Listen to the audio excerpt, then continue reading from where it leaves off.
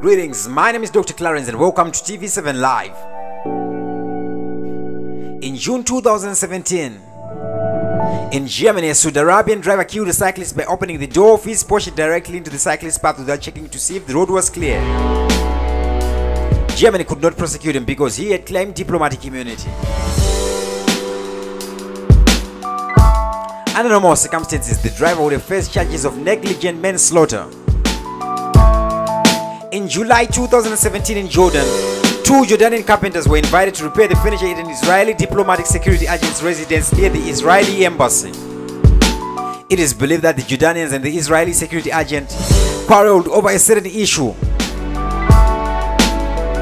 One of the carpenters, a teenager of Palestinian origin, reportedly tried to stab the Israeli security agent with his screwdriver, and the Israeli security agent shot and killed the Jordanian carpenter, and accidentally shot the property landlord as well, a doctor who happened to be there at the time. Israel refused to allow the Jordanian authorities to question the agent claiming diplomatic immunity under the Vienna Convention.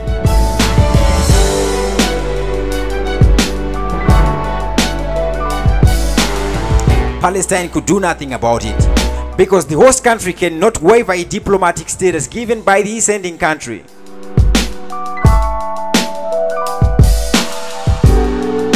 The idea of diplomatic immunity started way back in 2000 BC, where Babylonian rulers would kill messengers just for bringing bad messages.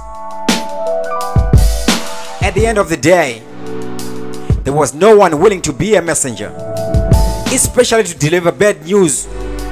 And news is usually bad news. This is when the idea of diplomatic immunity was initiated. That is over 4,000 years ago. A certain agreement was initiated. The agreement not to let any harm come to the messenger, but ensure safe passage.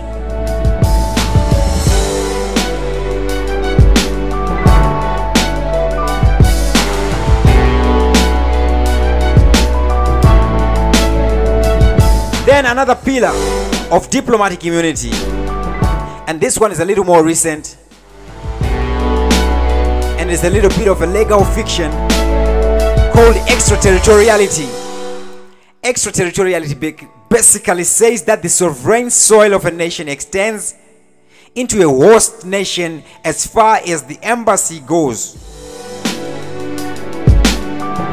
So that means that the embassy itself, the diplomatic vehicles, the houses of the diplomats and their offices, all of these are considered to be on the sovereign soil of the nation they belong to, even if they are in another country. That means if the law enforcement or the cops or whoever of the host country have no more jurisdiction over these houses or cars or offices than they would if those places were actually in another country.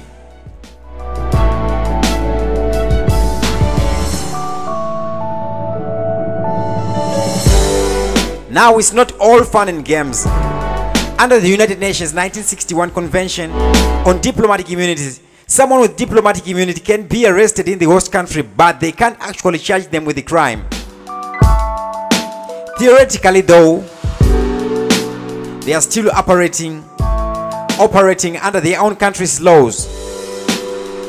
So if they broke the law, they should be extradited back to their country to stand trial for the crimes they committed in another country. But this does not always happen. Of course it does sometimes if the crimes are heinous enough, but for the most of the part, everybody just looks the other way.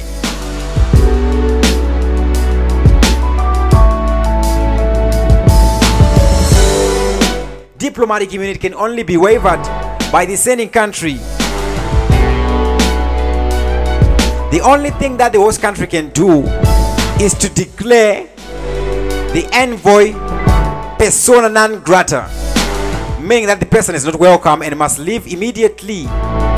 But now the sending country can respond by the tit-for-tat exchange. This means They banish diplomats from the other country also.